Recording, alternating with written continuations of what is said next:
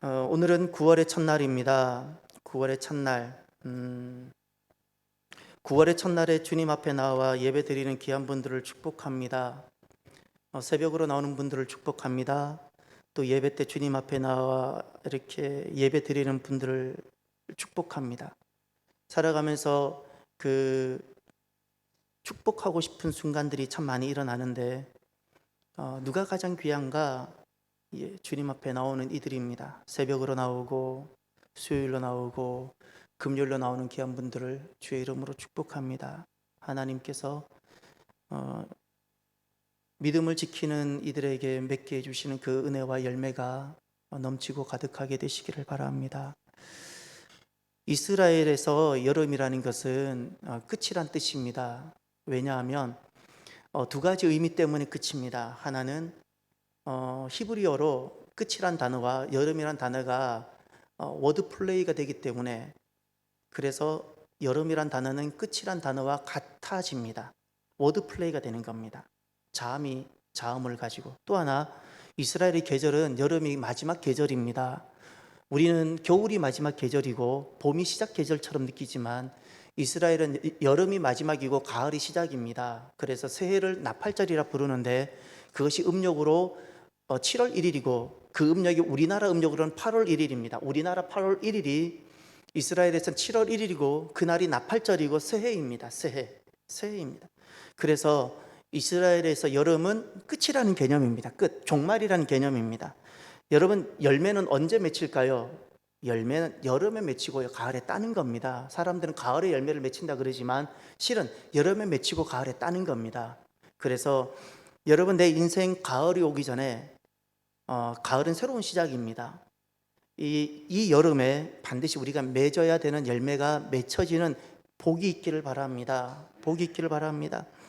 주일 말씀을 잠깐 기억해 보십시오. 열매가 언제 맺혀질까요? 절대 열심히 살고 성실히 산다고 열매가 맺혀지는 것이 아닙니다. 언제? 열매는 하나님이 냈어요. 믿습니까? 열매는 하나님이 내시는데 언제 우리 인생에 열매가 맺혀지는가? 사람에 대해서 끝까지 책임을 지십시오. 이 말은 다른 말로 말하면 포기하거나 버리지 말라는 겁니다. 사람을 버리고 일을 열심히 해요? 열매가 없어요. 사람을 버리고 열심히 사업을 했어요? 없어요, 열매가. 그리고 두 번째, 하나님께서 맡겨진 사람, 그들의 구원을 위해서 내가 사십시오. 이게 구속사의 삶이에요. 사람을 포기하지 마십시오. 그리고 구속사의 그들의 구원을 위해서 살아가십시오. 그리고 세 번째, 오시는 주님을 기다리십시오. 이것이 열매가 맺혀지는 방법들입니다.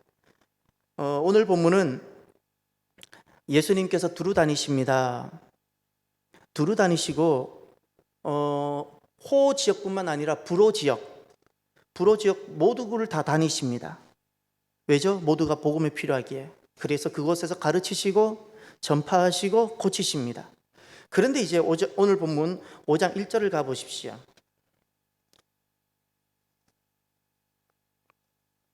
주목하셔야 되는, 오늘 본문을 시작하게 하는 주목해야 되는 단어가 있습니다. 예수께서 무리를 보시고 이죠.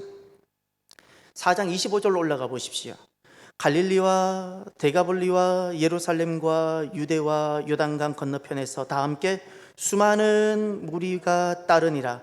수많은 무리가 갈릴리 지역뿐만 아니라 데카폴리스, 이방인의 땅입니다. 데카폴리스 지역과 요단강 건너편, 여기도 이방인의 땅입니다. 유대 사람들뿐만 아니라 수많은 이방인들조차도 주님 앞에 나왔습니다. 주님은 이들이 수많은 무리가 따르더라 그랬습니다. 이유가 무엇일까요? 24절을 보세요. 24절. 마태복음 4장 24절.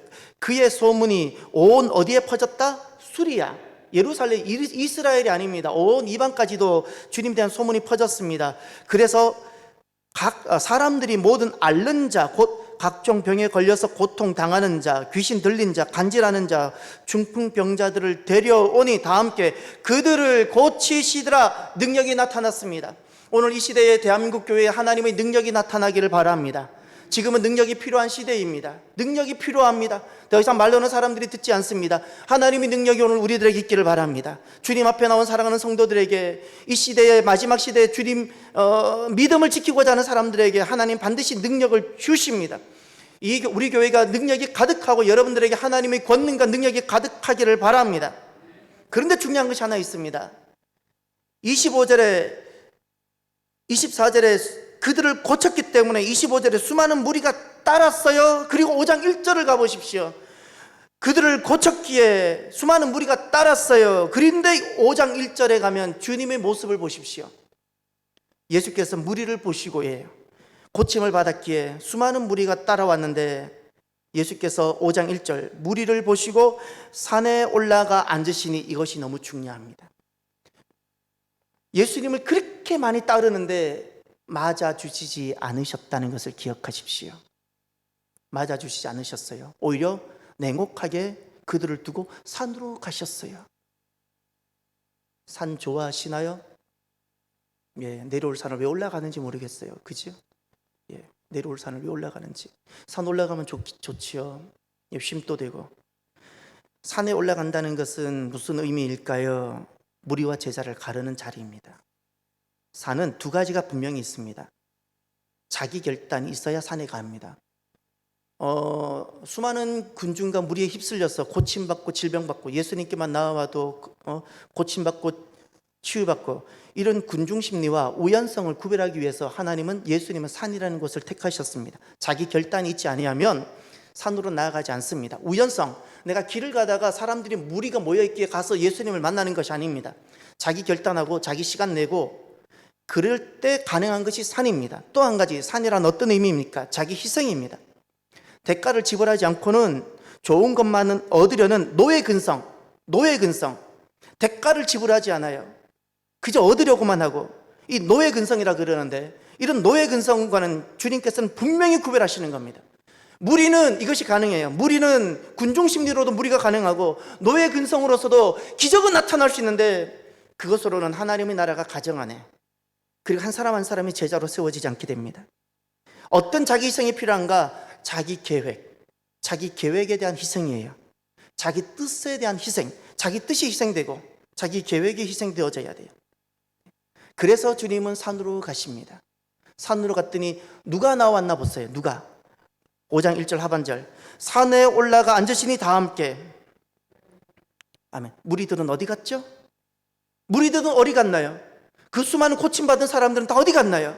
아마 예수님께서 산 아래에서 말씀을 전하셨으면 무리들은 나왔을 겁니다. 산에 올라가셨어요. 자기 결단이 필요하고, 나를 부인하겠다는 자기 결단, 자기 희생, 이것이 있어야 되는데, 그랬더니 12제자만 나왔습니다. 12제자만.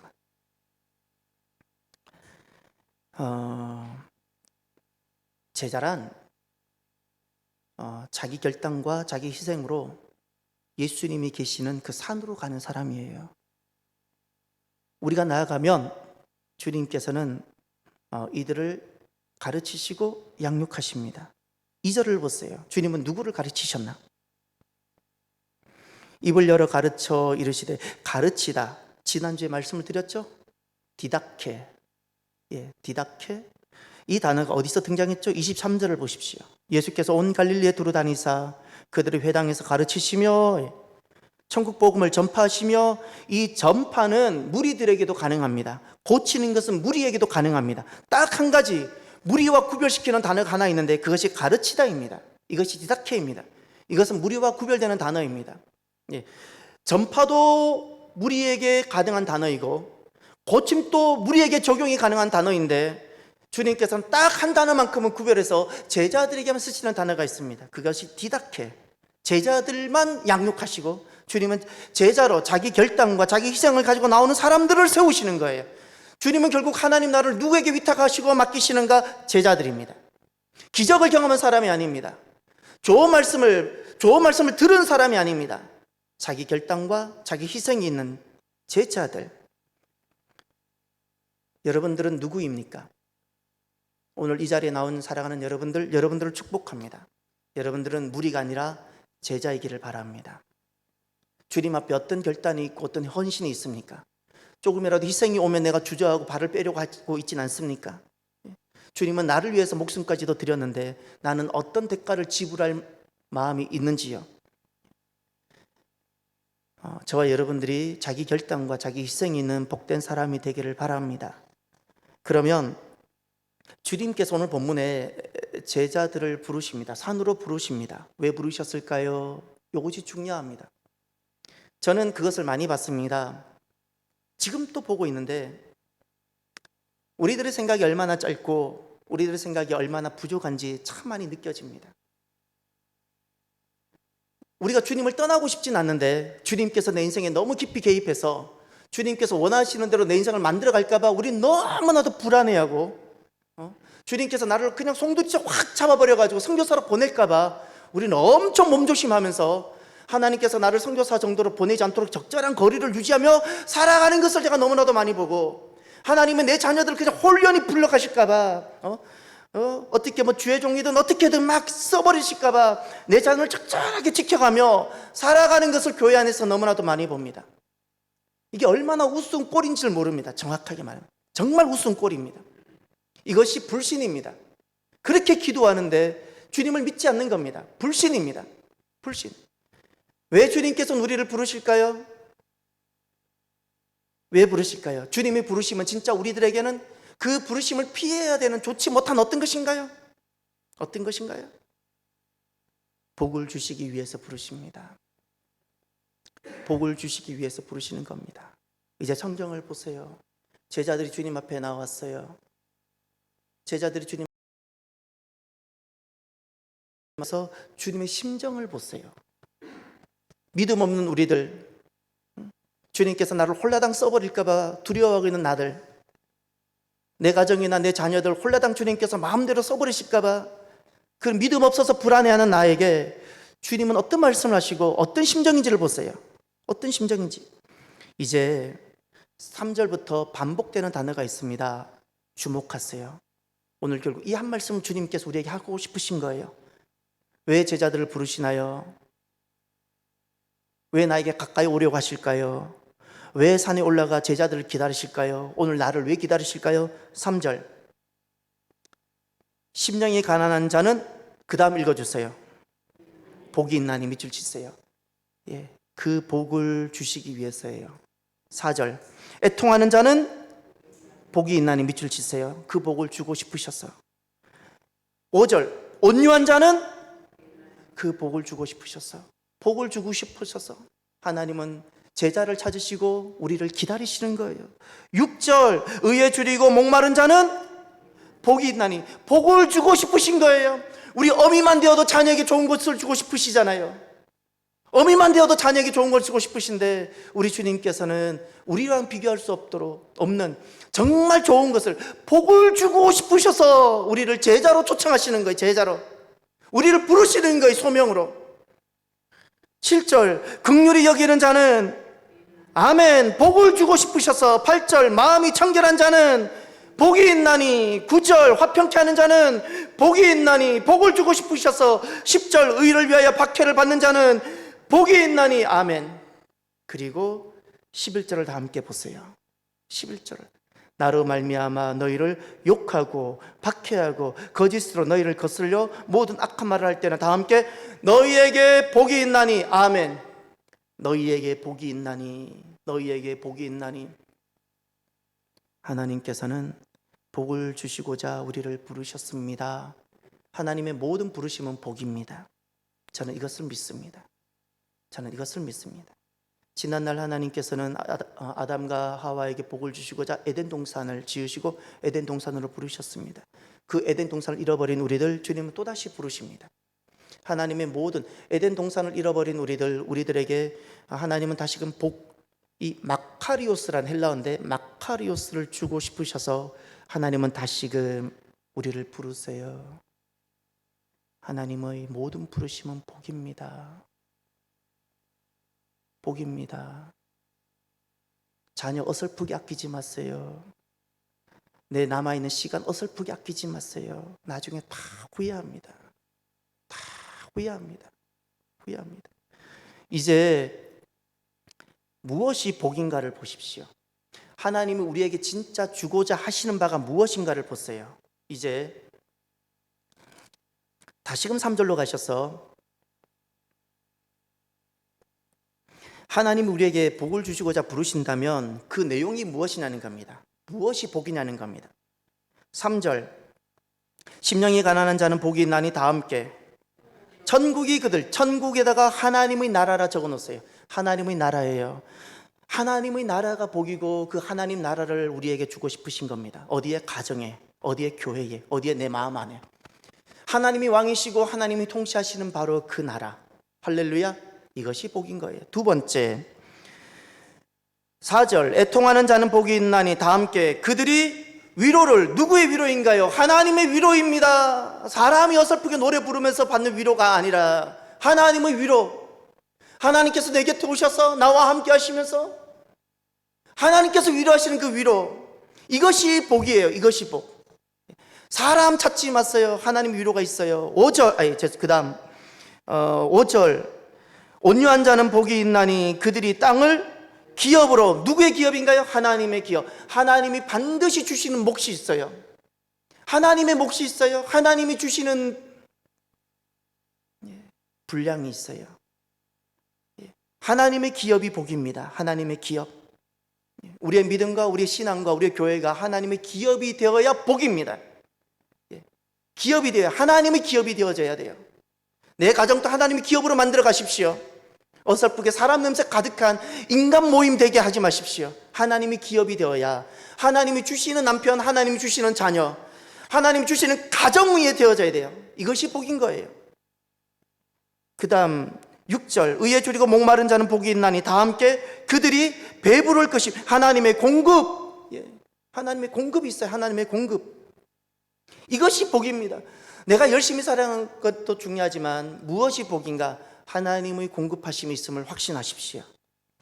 그 다음 7절, 긍휼히 여기는 자는 복이 있나니 다 함께 그들이 긍휼히 여김을 받을 것이며. 누구의 긍휼을 받을까요? 하나님의 긍휼. 하나님의, 나 같은 죄인을, 나 같은 것을 긍휼히 여겨주시는 그 하나님의 긍휼이 복입니다. 긍휼이 복이에요. 사랑의 절정이죠. 사랑의 절정. 사랑받을 만한 대상이 되지 못하는데도 사랑하시잖아요. 이것이 긍휼입니다. 8절, 마음이 청결한 자는 복이 있나니 다 함께 그들이 하나님을 볼 것이요. 무엇이 복인가요? 하나님의 현현. 인생으로 살아가는데, 죄인으로 살아가는데 감히 나 같은 것이 누구를 뵙게 된다고요? 하나님. 삶에서 누가 나타나요? 하나님. 기적으로 나타나고 말씀으로 나타나고 사건으로 나타나고 하나님을 경험하는 것이 복인 겁니다. 하나님의 현현. 9절, 7번째입니다. 화평하게 하는 자는 복이 있나니 다 함께 그들이 하나님의 아들이라 일컬음을 받을 것이며. 무엇이 복인가요? 하나님의 선택. 하나님이 나 같은 것을 택하시는 것이 복인 거예요. 하나님 나를 택하셔서 장로 세우고, 하나님 나를 택하셔서 이곳으로 옮기시고. 할렐루야. 이것이 복인 겁니다. 이것이 복. 10절, 의를 위하여 박해를 받는 자는 복이 있나니 다 함께 전국이 그들의 것임이라. 전국 또 바꿔놓으세요. 하나님의 나라. 무엇이 복인가? 하나님의 나라로 시작해서 하나님 나라로 끝나는 것이 복입니다. 모든 것이 하나님으로 도는 것이 복입니다. 하나님의 위로가, 하나님의 기업이, 하나님의 공급하심이, 하나님의 긍휼히 여기심이, 하나님의 나타나심의 현현이, 하나님의 택하심이. 할렐루야. 이렇게 하나님이 왕이 되시고 하나님이 통치하시고 하나님의 나라가 되는 것이 바로 복입니다. 복입니다. 이 복이 있기를 바랍니다. 복이 있기를. 제자는 복이 달라지는 사람이에요. 세상에도 복이 있죠. 저기 이교영 장로님, 우리 어제 시찰에 가다가 이렇게 도로가에 복권 많이 당첨된 그 기억나시잖아요. 우리 그 보다가 보셨잖아요. 거기 복권이 몇 번 당첨됐다 그랬죠? 20? 우리 동네에 복권이 무려 22번이나 당첨된 그런 곳이 있나 봐요. 얼마나 차가 막히는지, 저는 그 복권 들어가는 차인지도 모르고 거기 줄 섰다가 오랫동안 기다린 적도 있어요. 알고 보니 복권 들어가는 줄이더라고요. 제자는 누구인가? 세상에는 살려고 이것도 잡아보고 저것도 잡아봐요. 다 지푸라기입니다. 좋은 사람 만나면, 예쁜 사람 만나면, 돈 잘 버는 남자 만나면 복이 되는 줄 알고 다 잡아봐요. 지푸라기입니다. 복권 사서 1등 되면 잘 되는 줄 알고 다 한번 해봐요. 다 지푸라기입니다. 제자는 복이 바뀌는 사람입니다. 무엇이? 하나님의 나라가, 하나님의 위로가, 하나님의 기업이, 하나님의 긍휼이, 하나님의 공급하심이, 이렇게 하나님의 통치가 임하는 바로 그것이 복입니다. 그러면 제자는 이 복을 누리는 자인데 이제 누가 제자인가를 보세요. 자, 복은 이런 것입니다. 복은 이런 것이라 주님 분명히 말씀하셨다면 제자는 결국 이 복을 누리는 사람인데 관점을 바꾸어서 내가 생각하는 제자가 아니라 세상 사람들이 생각하는 교회를 좀 출석하고 제자 훈련 받으면 제자가 아니라 예수님이 보시는 제자는 누구인가라는 거예요. 여러분, 예수님이 보시는 제자는 누구일까요? 목사이면 제자일까요? 적절하게 교회 프로그램을 돌려서 프로그램 속에 참여하면 제자일까요? 제자 훈련 받으면 제자일까요? 이제 정말 예수님께서 정말 누가 제자인지를 말씀하셨는데 그 제자가 누구인가를 가슴에 새겨두십시오. 가슴에 새겨두십시오. 첫 번째, 다시금 3절로 돌아가십시오. 자, 누가 제자인가를 보세요. 누가 예수님이 보시는 제자입니다. 심령이 가난한 자는 복이 있나니 천국이 그들의 것이며. 예수님이 보시는 제자가 보입니까? 심령이 가난하다는 것은 무슨 뜻인가요? 꼭 기억하세요. 예수님이 보시는 제자는 영혼이 겸손하고 헌신된 자를 말합니다. 이 심령이라는 것은 내 단순한 마음을 뜻하는 것이 아니라 푸뉴마, 영혼입니다. 영혼이 가난하다라는 것은 겸손하고 헌신되었다는 뜻입니다. 주님께서 보실 때 누가 제자인가요? 직분과 관련 없어요. 교회 연수와 관련 없어요. 너무나도 중요한 것, 주님이 보시는 제자의 첫 번째 기준이 너의 영혼은 얼마나 겸손하고 너의 영혼은 얼마나 헌신되어져 있는가예요. 얼마나 겸손하고 얼마나 헌신되어져 있는가.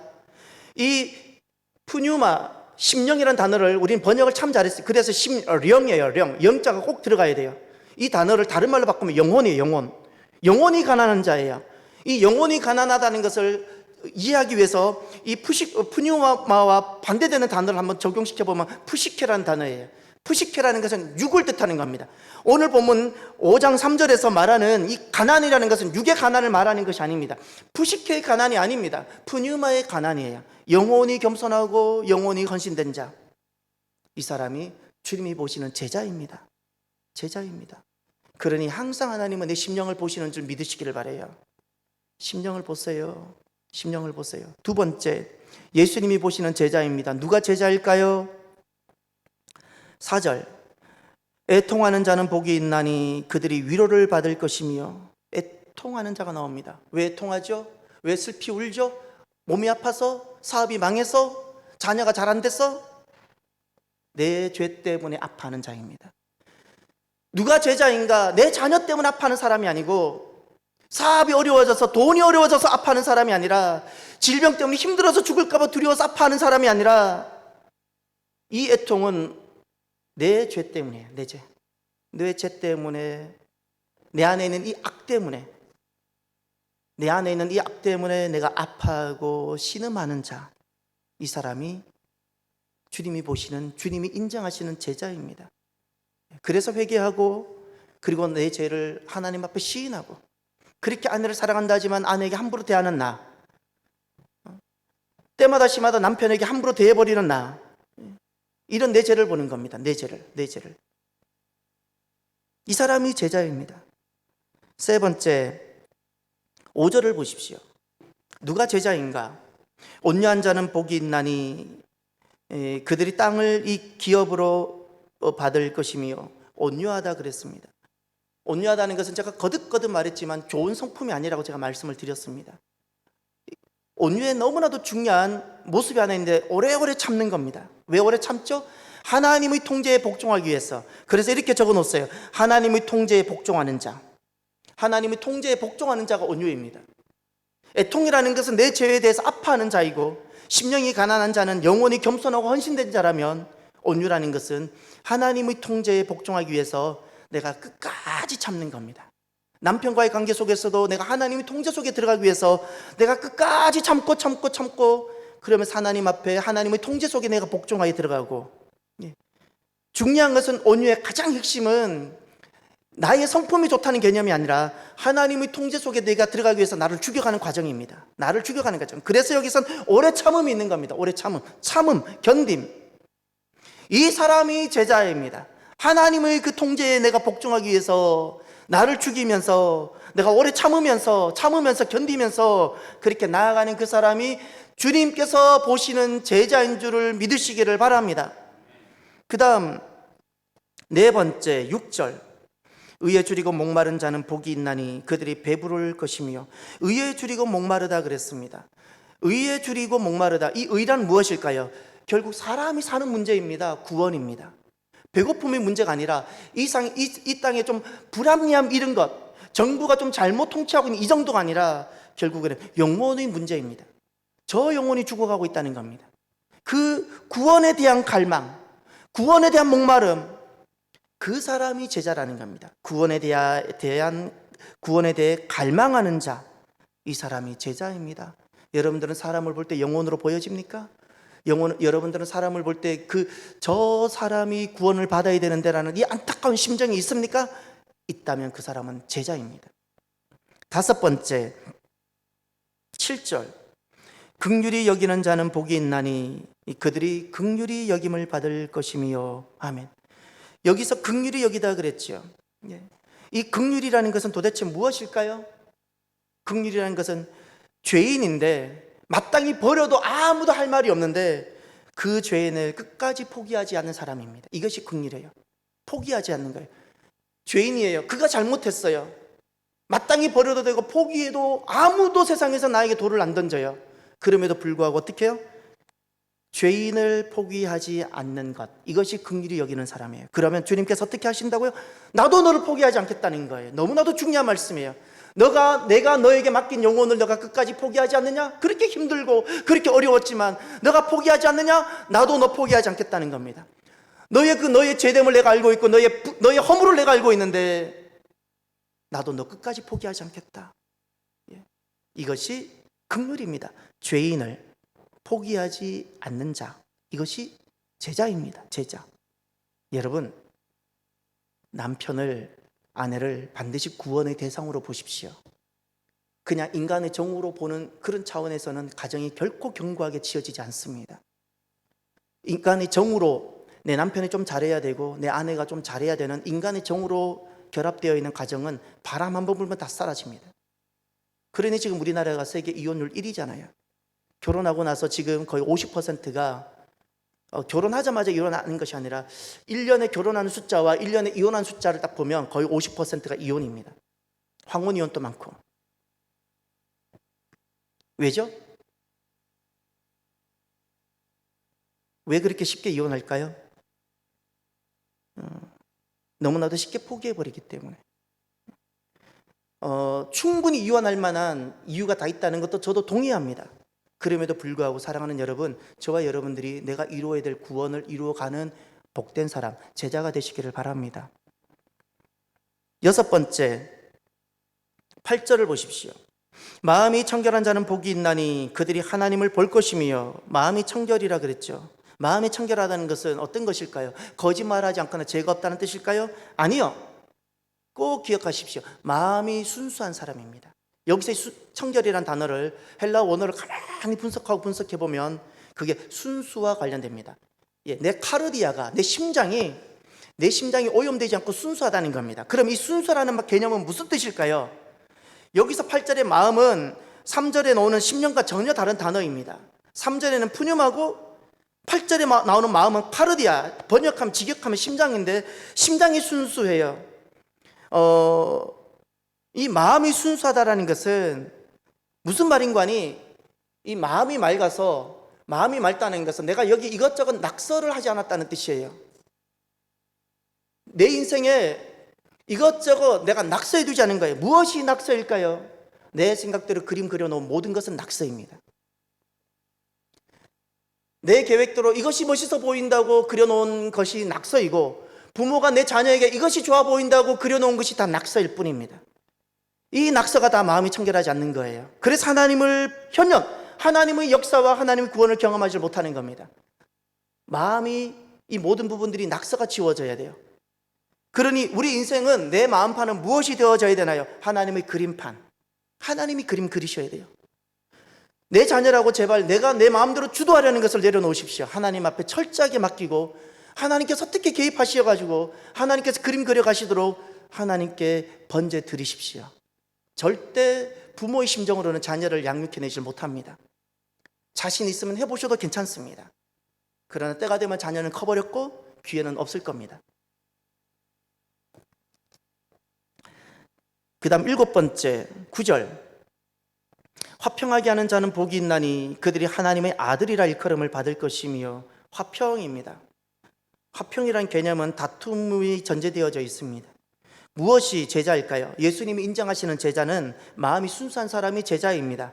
하나님이 그림 그리셔야 돼요. 그 사람이 제자입니다. 그러면 또 7번째, 무엇이 제자일까요? 폭력으로 다스리지 않는 사람입니다. 화평입니다. 화평. 힘으로 다스리지 않습니다. 이 사람이 제자입니다.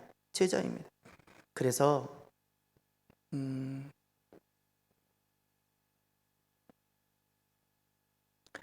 나라를 위해서는, 그리스도인들은 나라를 위해서는 총을 들고 나가십시오. 그러나 내 믿음을 위해서는 십자가를 지고 내가 죽으십시오. 이거 이해가 되시나요? 이게 정확하게 구별되지 않으면 우리는 내 믿음 지키려고 총을 들어요. 그러면 절대 믿음이 되지 않고 하나님 나라가 세워지지 않습니다. 하나님 나라는 십자가로 세워지고요.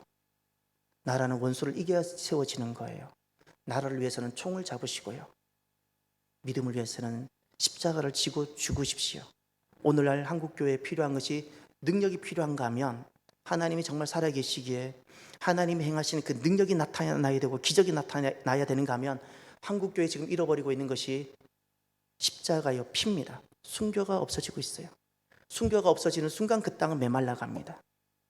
피가 생명이에요. 피가 생명. 피가 생명. 피가 생명. 다 자기 살려고 하고 그 누구도 주님 앞에 나를 드리지 않아요. 다 자기 아끼고 살아가요. 제자는 주님께 믿음을 지키기 위해서 내 피를 드리는 사람이고 폭력을 행하지 않는 사람이에요. 마지막 8번째 10절을 보십시오. 의를 위하여 박해를 받는 자는 복이 있나니 천국이 그들의 것임이라. 누가 제자인가요? 예수님이 보시는 제자는 누구인가요? 박해를 받는다 그랬죠. 왜 박해를 받나요? 잘못해서 박해를 받나요? 구원을 위해 자원해서 고난받는 사람입니다. 구원을 위해서입니다. 믿음을 위해서 자원하여 고난을 받는 사람이 제자입니다. 시절을 따라 적절하게 살아가는 것을 기뻐하지 마십시오. 기뻐하지 마십시오. 되게 지혜로워 보이죠? 제자는 되지 못합니다. 하나님이 원하시는 바로 그 사람은 아닙니다. 12절 하반절에 보면 마지막 이런 말씀이 나옵니다. 너희 전에 있던 선지자들도 너희 전에 있던 선지자들이라는 것은 믿음을 지킨 사람들이에요. 믿음을 지켰어요. 가정 안에서든 그 고통스러운 박해 속에서든 어떤 상황에 있어든 믿음을 지킨 사람들은 주님이 이렇게 말씀하셨어요. 예수님이 하신 말씀이에요. 이같이 박해하였느냐. 다 박해받았어요. 편안함을 기뻐하지 마세요. 박해가 오고 어려움이 온다고 놀라지 마십시오. 누가 제자인가요? 예수님이 보시는 제자, 영혼이 겸손하고 헌신된 자, 내 죄에 대해 아파하는 자, 하나님의 통제에 복종하는 자, 구원에 대해 갈망하는 자, 죄인을 포기하지 않는 자, 마음이 순수한 자, 폭력으로 다스리지 않는 자, 구원을 위해 자원하여 고난받는 자, 이 사람이 예수님이 제자라고 여기시는 그 사람입니다. 그 사람. 이제 그러면 저와 여러분들이 예수님이 보시는 제자가 이와 같다면 이제 우리가 정리가 필요합니다. 8가지 정리가 됩니다. 왜냐하면 잘 살아도 잘 사는 것이 아닌 것이기 때문에 그렇습니다. 교회를 출석하는데 우리는 정말 잘 사는 것 같은데, 정말 주님의 관점에서 보면 정말 잘못 사는 것이 있는데, 첫 번째, 부유함만을 맹목적으로 추구하는 삶. 절대 잘 사는 것 아닙니다. 절대 잘 사는 것 아닙니다. 왜죠? 심령, 내 영혼이 겸손과 헌신이 없기 때문에 그래요. 두 번째, 무엇이 성도가 잘 살아도 잘 사는 것이 아니고 주님이 그토록 찾으신 제자가 아닙니까?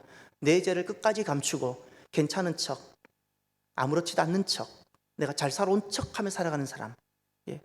절대 그가 교회 속에서 오만 가지 직분을 가지고 오만 가지 일을 해도 잘 사는 것 아닙니다. 잘 사는 것 아닙니다. 세 번째, 무엇이 잘 살아도 잘 사는 것 아닌가? 내 원하는 대로, 내 생각대로 되어지는 것, 내 생각대로 되어지는 것이 절대 잘 사는 것이 아닙니다. 내가 하나님의 통제에 들어가야 되는데 하나님을 이용해서 내 원하는 것을 하려고 해요. 제자가 아니죠. 자기가 주인이죠. 내가 왕이죠. 자녀에 대해서도 내가 왕이고 남편에 대해서도 내가 왕이고, 내가 원하는 대로 되는 것이 절대 복이 아니라는 사실을 기억하십시오.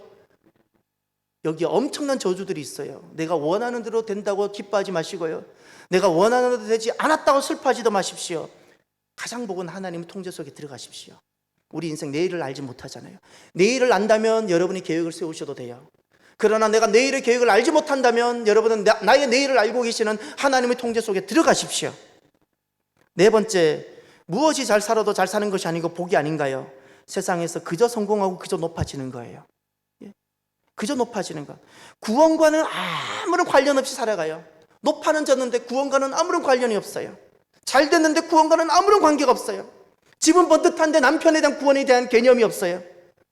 절대 복이 아닙니다. 차라리 아픈 것이 낫고 고난을 겪어서라도 구원의 자리로 돌아오는 것이 복이에요.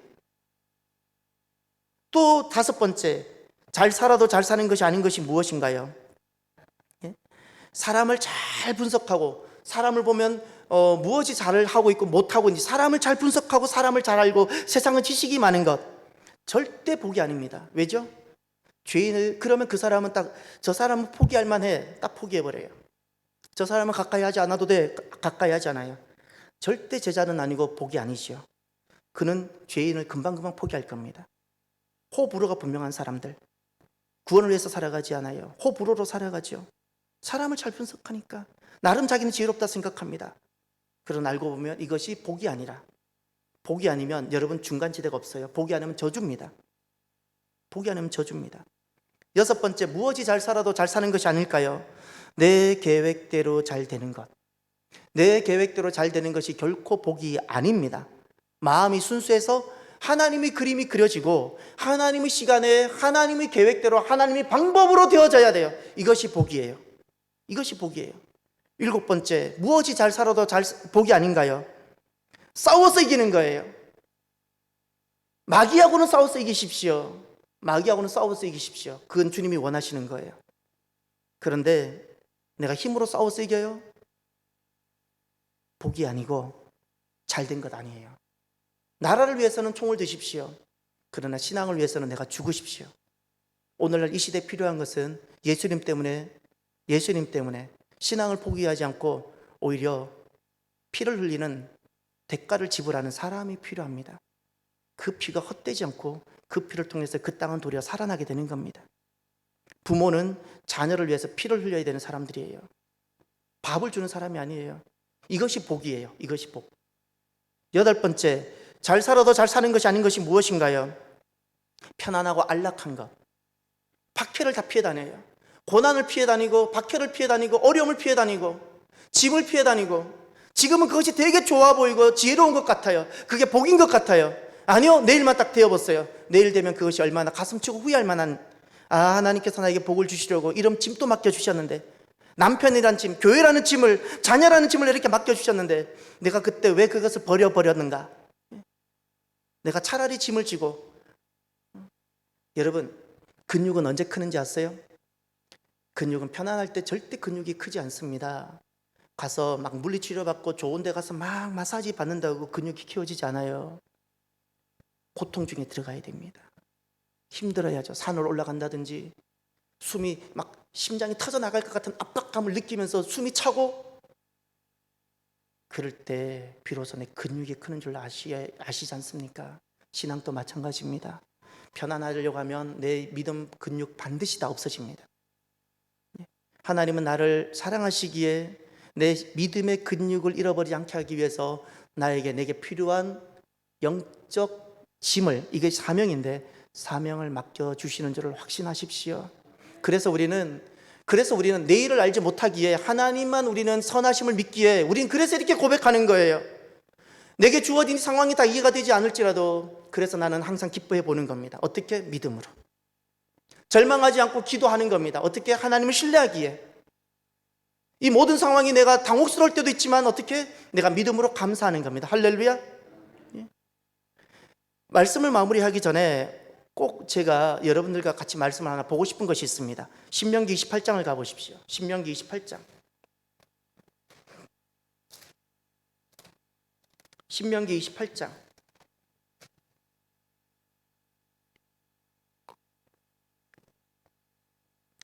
주님께서 모세를 통해서 복과 저주를 분명히 말씀하셨습니다. 여러분, 복을 이야기할 때는 반드시 떠올려야 되는 개념이 하나 있어요. 주님이 말씀하셨어요. 저주라는 개념이 있어요. 사람은 복에 참여하든지 저주에 참여하든지 내 앞에 그렇게 길이 놓여져 있는 거예요.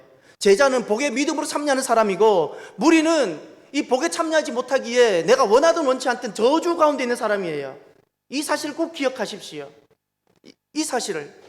사람은 다 저주를 원해요. 저주를 원하진 않아요. 그런데 나는 복을 선택하지 않은 모든 사람들은 저주 가운데 있게 되는 겁니다. 이제 신명기 28장을 가시면 1절, 2절을 제가 읽을 테니까 3절부터 6절을 여러분이 읽어 주십시오. 내가 내 하나님 여호와의 말씀을 삼가 듣고 내가 오늘 내게 명하는 그 모든 명령을 지켜 행하면 내 하나님 여호와께서 너를 세계 모든 민족 위에 뛰어나게 하실 것이라. 내가 내 하나님 여호와의 말씀을 청종하면 이 모든 복이 내게 임하여 내게 이르리니 성읍에서도 복을 받고 들에서도 복을 받을 것이며 내 몸의 자녀와 내 토지의 소산과 내 짐승의 새끼와 소와 양의 새끼가 복을 받을 것이며 내 강주리와 떡반죽 그릇이 복을 받을 것이며 내가 들어와도 복을 받고 나가도 복을 받을 것이며. 아멘. 6절을 밑줄 쳐두세요. 들어와도 복을 받고 나가도 복을 받을 것이라. 시간이 없어서 8절을 보세요. 거기 이런 말씀하시죠. 내 손으로 하는 모든 일에 복을 내리시고. 아멘. 손으로 하는 모든 일이 복이 되어져요. 할렐루야. 예. 그리고 9절을 보세요. 9절. 너를 세워 자기 성민이 되게 하시리니. 예. 하나님이 복을 주시면 우리가 복을 선택하고 제자가 되면 하나님이 나를 세워서 거룩한 백성, 하나님 백성이 되게 하시는 거예요. 13절 보세요. 13절.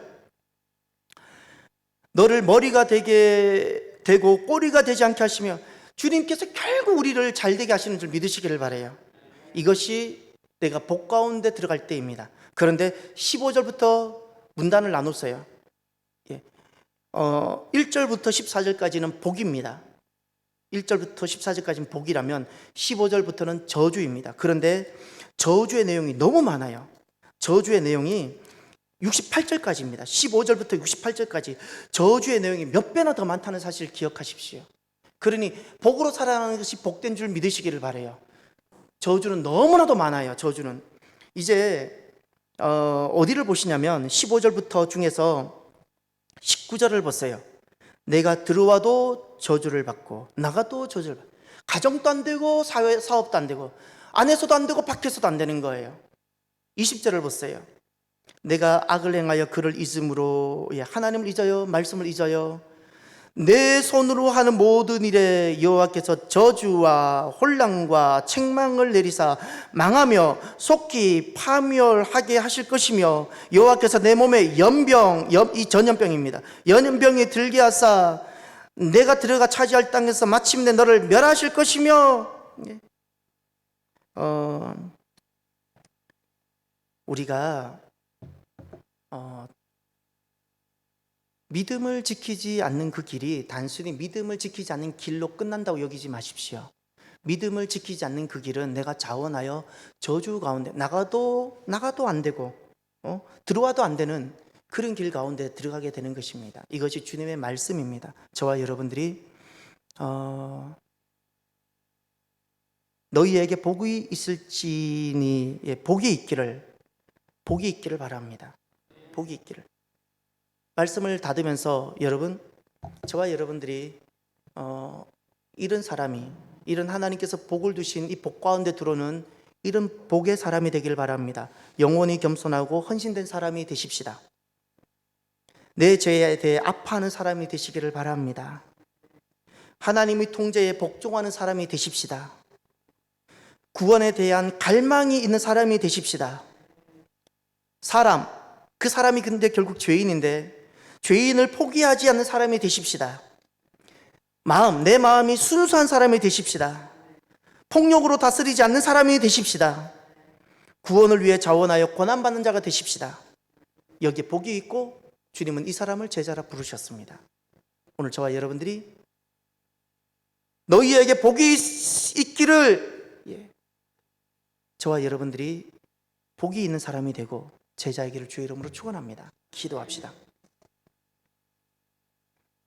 하나님 감사합니다. 그저 열심히 살고 잘 사는 것이 결코 복이 아님을 고백합니다. 하나님 나라가, 하나님의 위로가, 하나님의 기업이, 하나님의 공급하심이, 하나님의 긍휼이 여기심이, 하나님의 현현하심이, 하나님의 택하심, 선택이, 그리고 하나님의 나라가 복입니다. 이 참된 복 가운데 들어가는 제자이게 하여 주시옵소서. 오늘 그 복이 사랑하는 이 자리에 있는 사랑하는 이들에게 임하게 하옵소서. 우리의 부족하고 우리의 연약함을 긍휼히 여겨주시며 하나하나 바뀌어 제자가 되게 하여 주옵소서. 예수님 이름으로 기도드립니다.